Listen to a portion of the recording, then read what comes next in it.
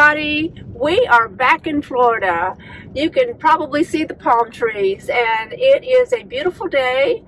We are not in the cold weather any longer, and I'm so happy. But look, oh wait, I'm going to try to pull up. You might be able to see these deer. They are right behind me. Look at this. They are not afraid of anybody. See if I can back up. They might stand up if I back up. Make sure nobody's behind me. Look at that. They are not afraid of humans in the least. They're everywhere in our neighborhood. I guess we should start naming them. But anyway, I'm just out running errands today. You can probably see that a lot of people are out golfing and having a good time. This is season. Season begins January the 1st and usually goes through Easter. So you will see lots of people starting to stream in this part of Florida because they can get down here and get in the warm weather and get out and go for a walk or a run when you can't do that in the far northeast when it's snowing. So it's a happy time for me, and we have made it so far through this pandemic, and hopefully this is going to be over soon. I cannot wait to get my vaccine. I know some of you are not into the vaccine idea, but believe me, I am. There's a saying about decision making that I'm not going to quote this properly, I'm sure, but it is that when you make a decision, you decide whether you're looking forward or behind. Are you looking at something more pleasant in front of you or behind you? And I think that having the vaccine, for me, having the vaccine is something I'm looking forward to. It'd be more pleasant to have that lack of concern because I can look behind me and see, I know what it's like to be in an intensive care unit. I have been there a couple times and for a long period of time, and not as nearly as long as some of the people that have the COVID-19 and they stay for a very long time. But looking back, I do not want to go back to ICU, and so I'm looking forward to getting a vaccine, or the 2 vaccines. The ones that are out now, you have to have 2. I think if Johnson & Johnson has their vaccine out, I think you'll just take 1 if Johnson & Johnson is approved. And I don't care what it is, 1, 2, 3, 4 vaccines, I don't care. I just want to be able to get out and travel and have a good time and not have to be concerned about wearing a stupid mask. I'm so burned out on the mask thing.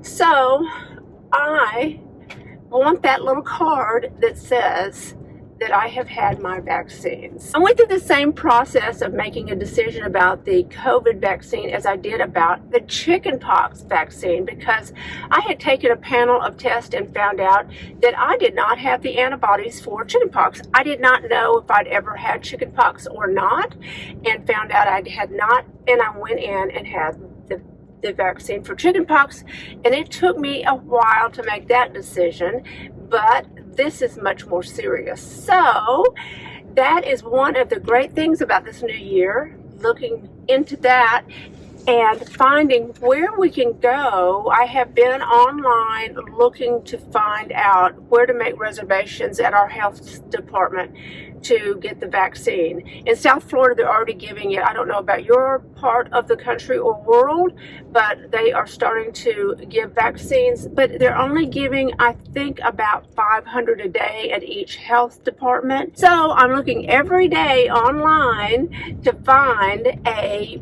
place to have the vaccine. I did find out I can go to Key West and get it in February. I could make a reservation for that. So I'm seriously thinking about doing that. I'm not that far from Key West, and I can go and get the first one there and go ahead and have it, but I can't get in Key West till February. So I'm hoping my luck's going to change, and one day in the next week or two, I'm going to be able to get a reservation to get my vaccine. So anyway, moving on from that, we have great things ahead of us this winter, and I have a lot of changes in mind, and I will tell you about it probably next week because I'm so excited. And it's just a happy day. I'm in a really good mood. It's a very happy day, and I'm looking at this little lake that's in our neighborhood, and it's looking kind of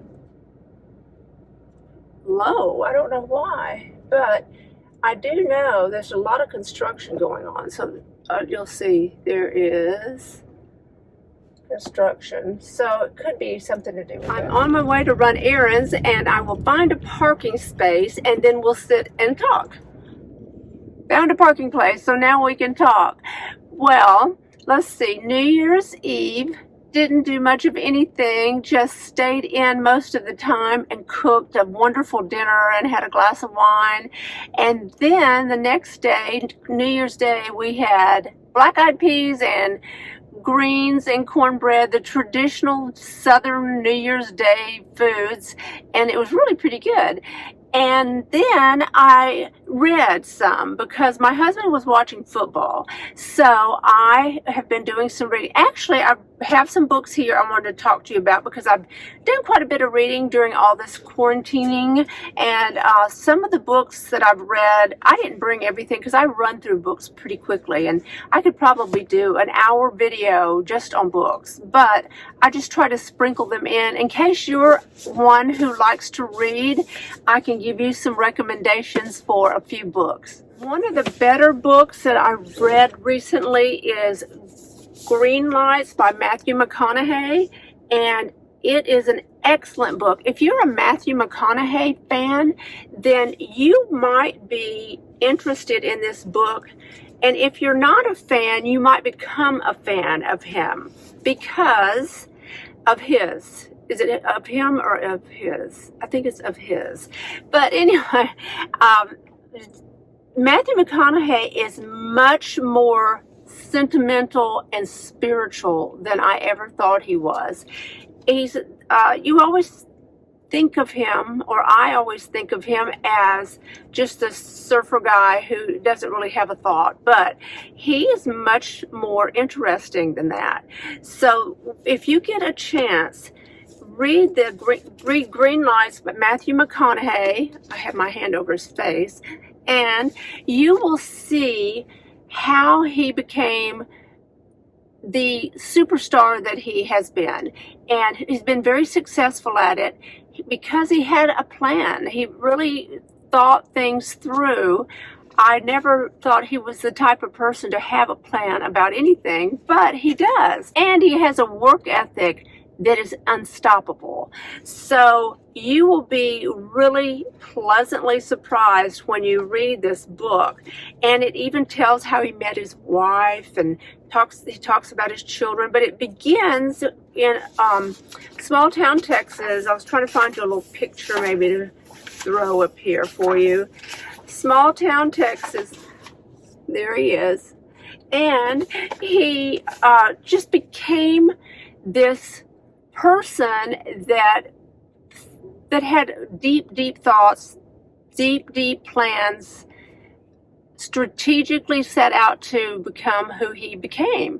And he did have some times in his life that he questioned himself, and he worked through that. So very good read. You will enjoy that one. Now, I also read this next book I read in no time because it's a very simple book. And the reason I bought it is because I thought it was different than what it was. It is Kathie Lee Gifford's It's Never Too Late. You can see I got it at Target, 30% off. And I really thought that she was going to give some insight into how she overcame the death of her husband and things like that. But apparently it didn't take her long to overcome the death of her husband because she has been a busy woman. And she is constantly writing music and producing movies. And it tells about her decision to change her life and move from her Connecticut home to, not Florida, I was going to say Florida. She moved to Tennessee. She moved to Nashville, Tennessee. And that makes sense because Nashville is a music city and she is very much into the music scene. She bounces around a bit in the book and she tells about her life as she began her career, and then she'll tell about a story in the middle of her career, and then she'll tell about now, the present. And it's an interesting book, but it wasn't quite what I thought it was going to be. She has a lot of her music lyrics written in the book and things like that. So she also has a wine. I didn't realize that she even had a wine brand, but so many celebrities do have a wine brand. I should have figured that one out before I even picked up the book that she would. But so I'm not really recommending that book, but if you've run out of things to read, it's not that bad. I mean, and if you can get it at Target for 30% off, why not? I mean, honestly, I've told you before, I will read just about anybody's autobiography or a biography on somebody or a history of a building. I will read just about anything. There have been some that I have tried. I'm not much of a reader of fiction. Oh, I know a book I read that I did not like at all, and it was the last part of the Hunger Games, not the trilogy. This is a book about the leader of Panem, and I'll put a picture here of the book.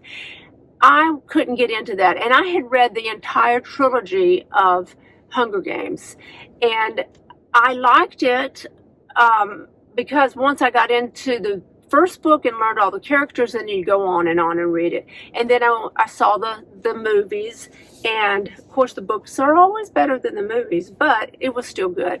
But this book, I didn't care for it at all. I felt it was a book the author wrote to fulfill a contract, and that is the way I feel about it. So if you don't agree with me, that's fine. But this is our channel, and so we can say those things. You know, that's what it's all about, is being able to relay the information that you know, and my information is that I didn't care for the book. But I did finish it, which I have put books down halfway through and just not even bothered with finishing them. But this one I did try to figure it out to the end, and when I finally got to the end, I was disappointed. So anyway, if you have a different idea about it, let me know.